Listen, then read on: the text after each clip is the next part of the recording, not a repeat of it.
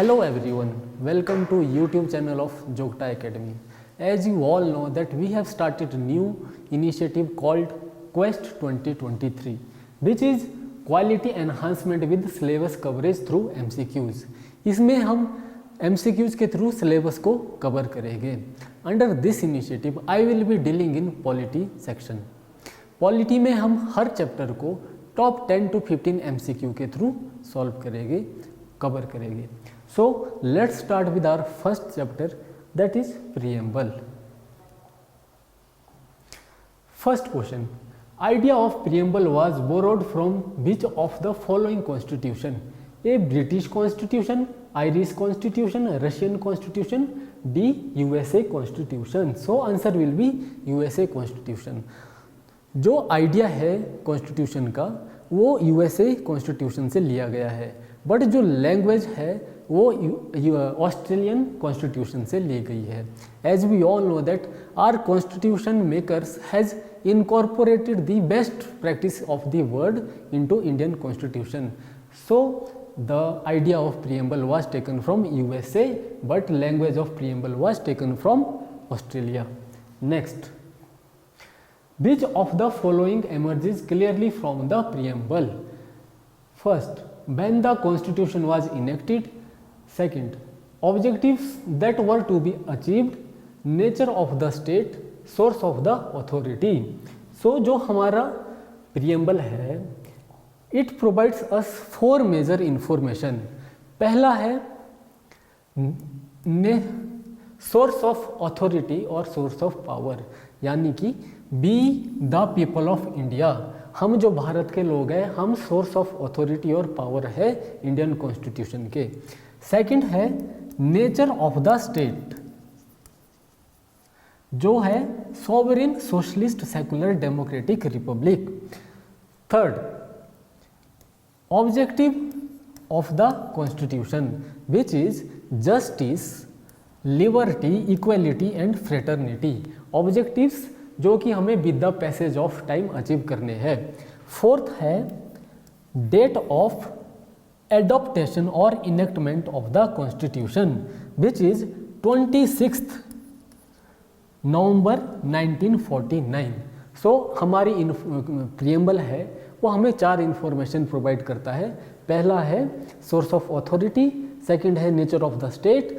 जब भी मैं स्टेट की बात करता हूँ तो I am referring to nation, that is our India. Third है ऑब्जेक्टिव. फोर्थ है डेट ऑफ एडॉप्टेशन और enactment of the constitution. So अब क्वेश्चन देखते हैं. Answer will be C, all of the above. Next question, who prepared the objective resolution which became the basis for the preamble? A. B R Ambedkar, B Jawaharlal Nehru, C Rajendra Prasad, D none of the above. So answer will be Jawaharlal Nehru. जो हमारा preamble है ये based है objective resolution पे. Objective resolution को जवाहरलाल नेहरू ने 1949 में बनाया था, जिसको कि बाद में कॉन्स्टिट्यूएंट असेंबली ने एडॉप्ट किया. उसके बाद हमारी कॉन्स्टिट्यूशन बनी और उसके आखिरी में हमारा प्रीएम्बल बना. So remember the chronology. First, सबसे पहले ऑब्जेक्टिव रिजोल्यूशन जवाहरलाल नेहरू द्वारा ड्राफ्ट किया गया, उसके बाद कॉन्स्टिट्यूशन बनी और आखिरी में जब कॉन्स्टिट्यूशन कंप्लीट हो गई थी हमारा प्रीएम्बल बना. So answer will be Jawaharlal Nehru. Next question, which of the following statement are correct about the preamble? First, till now preamble has been amended twice.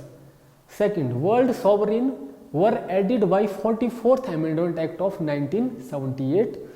C. 42nd Amendment Act 1976 added only word socialist and secular to the preamble of India. So let's see about amendment of the preamble. जो हमारा preamble है it has been amended only once, that too by 42nd Amendment Act of 1946. इस समय देश में emergency लगी हुई थी, प्राइम मिनिस्टर इंदिरा गांधी थी, देश बड़े नाजुक हालत से गुजर रहा था. तो उस समय ये महसूस किया गया कि देश को संगठित, ऑर्गेनाइज्ड और एक रखने के लिए कुछ वर्ड्स को प्रियम्बल में ऐड करने की ज़रूरत महसूस करी गई और प्रियम्बल में 3 वर्ड ऐड हुए, which is secular, socialist and integrity. Before this amendment जो हमारा नेचर ऑफ द स्टेट है वो था सॉवरेन डेमोक्रेटिक रिपब्लिक।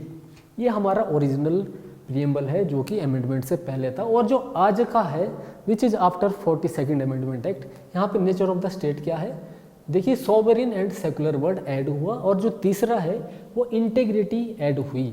जो ये है यहाँ पे पहले खाली यूनिटी ऑफ द नेशन होता था, बट इस अमेंडमेंट एक्ट के बाद unity and integrity of the nation बना। So answer will B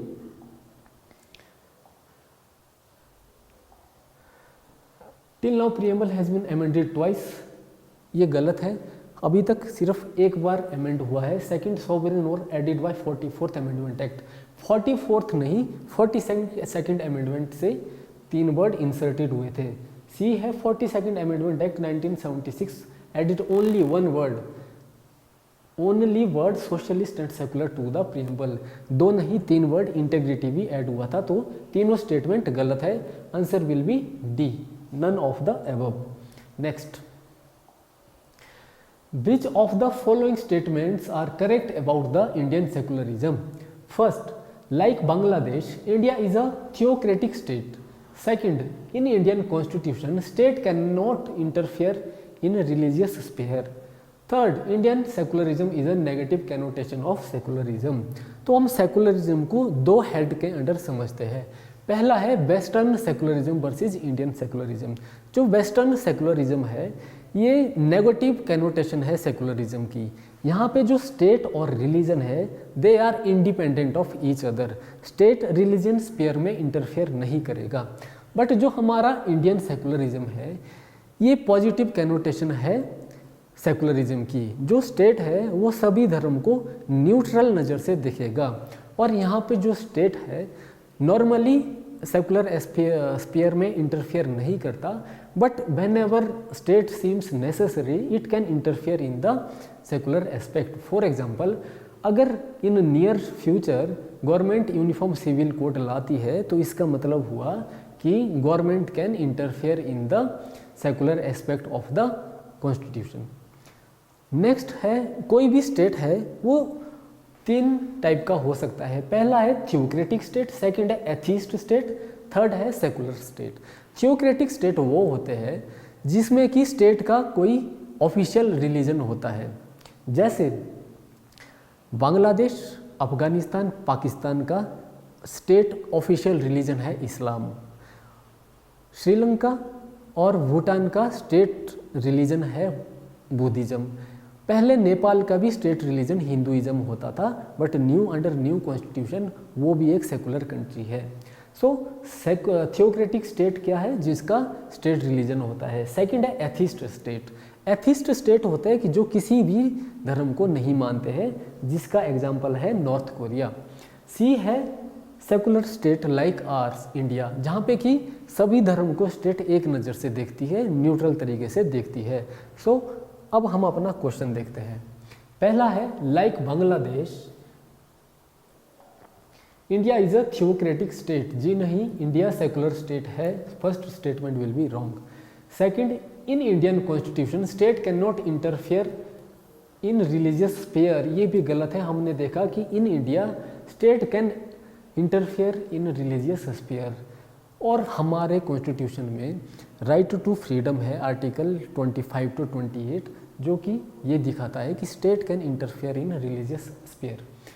third statement है Indian secularism is a negative connotation of secularism, which is also wrong because Indian secularism is a positive connotation of secularism. So answer will be none of the above, D.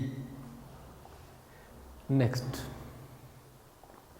अब हम आगे democratic state देखते हैं। Democratic होते हैं जहाँ पे कि पीपल का रूल होता है, जैसे डेमोक्रेसी। यहाँ पे हम अपने रिप्रेजेंटेटिव्स को इलेक्ट करते हैं और वो आगे जाके पॉलिसी फ्रेम करते हैं। डेमोक्रेसी का ऑपोजिट हुआ autocracy like north Korea.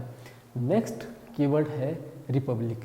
Republic होता है जहाँ पे कि हेड ऑफ द स्टेट है वो इलेक्टेड हो एमंग द कॉमन मास, ना कि मोनार्क और हेरिडेटरी हो। फॉर एग्जांपल हमारी कॉन्स्टिट्यूशन में जो हेड ऑफ द स्टेट है वो है प्रेसिडेंट, प्रेसिडेंट इलेक्टेड है।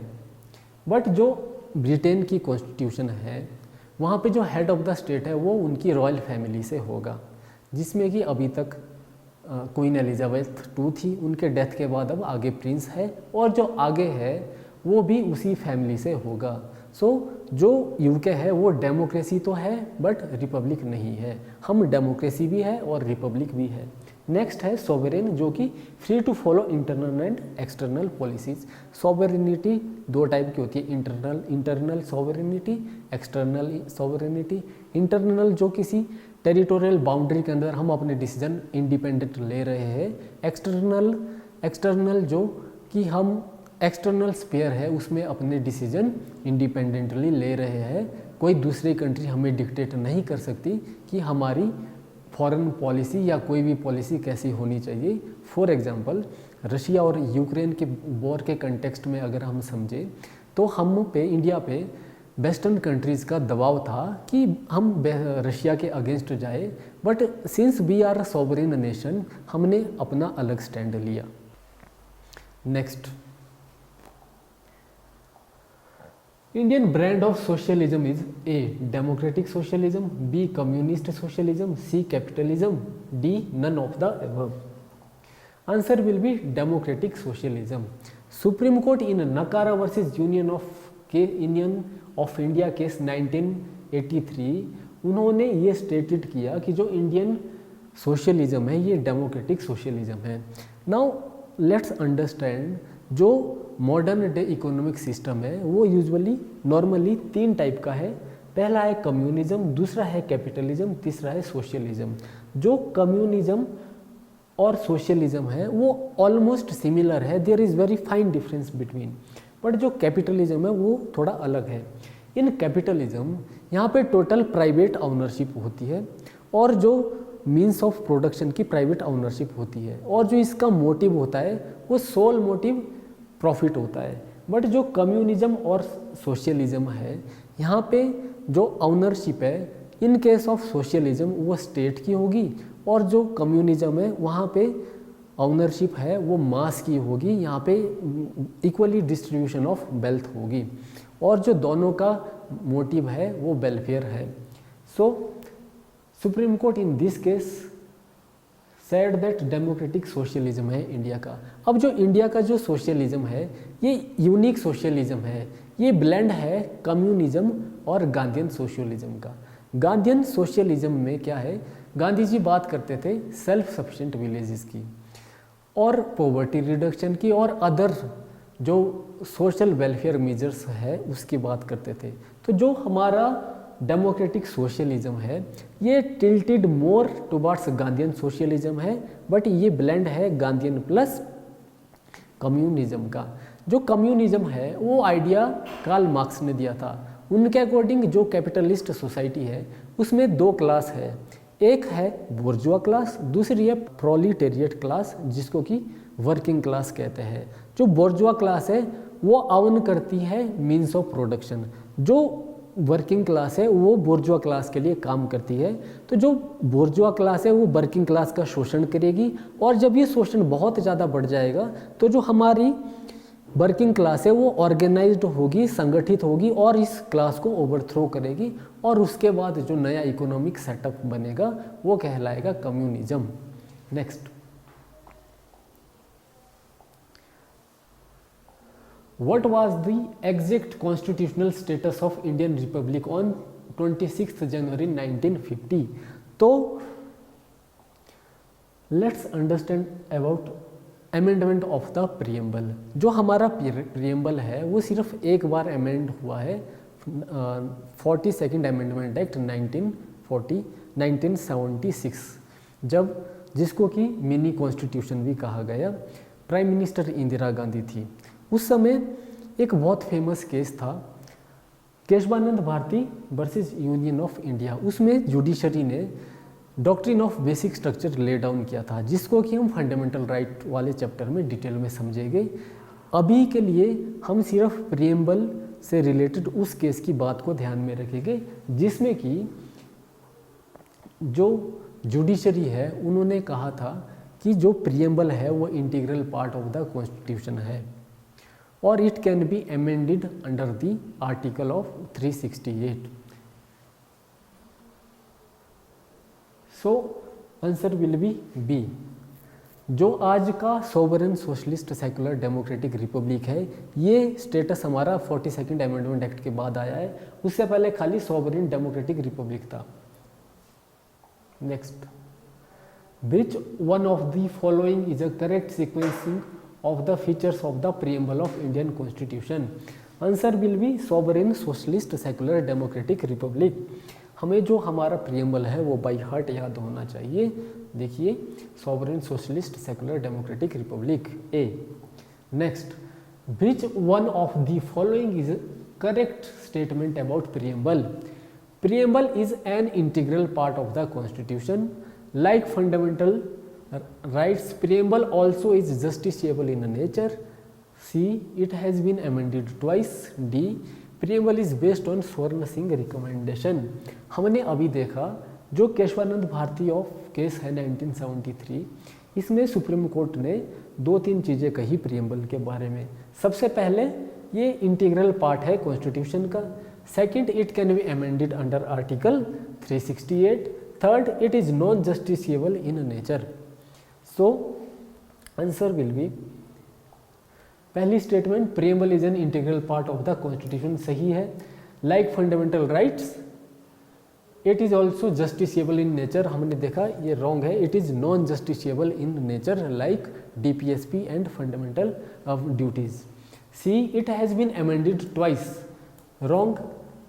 Preamble has been amended only once by 42nd amendment act. D, preamble is based on Swaran Singh committee recommendation, ये रॉन्ग है. जो हमारा फंडामेंटल ड्यूटीज़ है वो बेस्ड थी स्वर्ण सिंह रिकमेंडेशन, स्वर्ण सिंह कमेटी के रिकमेंडेशन पे. तो answer will be A. Next, date of adoption of Indian constitution. Answer will be 26 November 1949. दो डेट्स हमें याद रखनी है. फर्स्ट है date of adoption and enactment of the constitution which is 26 November 1949. और जो सेकंड डेट है जनवरी 26 1950, जिसमें कि हम रिपब्लिक डे भी मनाते हैं, ये है डेट ऑफ कमिटमेंट. सो हमें कंफ्यूज नहीं होना है. Date of enactment and adoptment and third is date of commitment. Next, which one of the following objectives is not embodied in the preamble to the Constitution of India? First, liberty of thought. Second, economic liberty, liberty of expression, liberty of belief. Answer will be economic liberty. देखिए, जो liberty है यहाँ पे हमारे प्रियम्बल में liberty of thought, expression, belief, faith and worship है, ना कि economic liberty. Next, mind of the makers of constitution of India is reflected in which of the following. Answer will be preamble. जो हमारा प्रियम्बल है it acts as a mirror into the minds of makers of the constitution. It also acts as guide for the judiciary while interpreting constitution. जब judiciary किसी law की constitutionality को check करती है या लॉ की वैलिडिटी को चेक करती है, तो वो प्रियम्बल को एक गाइड की तरह देखता है while interpreting the constitution. So answer will be D, preamble. Next, ideals of liberty, equality and fraternity in the preamble have been taken from UK, France, USSR and Switzerland. Answer will be B, France. जो हमारे objectives है constitution के which we have to achieve with the passage of time, यहाँ पे जो justice है ये लिया गया है रशियन रिवॉल्यूशन से, और जो लिबर्टी, इक्वलिटी और फ्रेटर्निटी है ये ली गई है फ्रेंच रिवॉल्यूशन से। सो हमें ध्यान रखना है 4 चीज़ों का। सबसे पहली जो source of idea of preamble as a whole हमने लिया है इंस्पायर्ड फ्रॉम यूएसए। सेकंड जो प्रिएम्बल की लैंग्वेज है वो ली है ऑस्ट्रेलिया से। थर्ड जो हमारे ऑब्जेक्टिव्स है विद इन ऑब्जेक्टिव्स उसमें जो जस्टिस है वो लिया गया है रशियन रिवॉल्यूशन से। और जो लिबर्टी इक्वलिटी और फ्रेटर्निटी है वो इंस्पायर्ड है फ्रेंच रिवॉल्यूशन से। सो answer will B French constitution inspired the provisions of liberty, equality and fraternity in the preamble and also concept of republic, जो रिपब्लिक कंसेप्ट है वो भी फ्रेंच रिवॉल्यूशन से इंस्पायर्ड है। Next, ideals of justice, social, economic and political in the preamble have been taken from. हमने अभी देखा जो जस्टिस है, जो जस्टिस के आइडियल्स या ऑब्जेक्टिव्स है वो हमने यूएसएसआर यानी रशियन रिवॉल्यूशन से लिया गया है। So thanks friends, this is all about preamble. Thank you, have a nice day.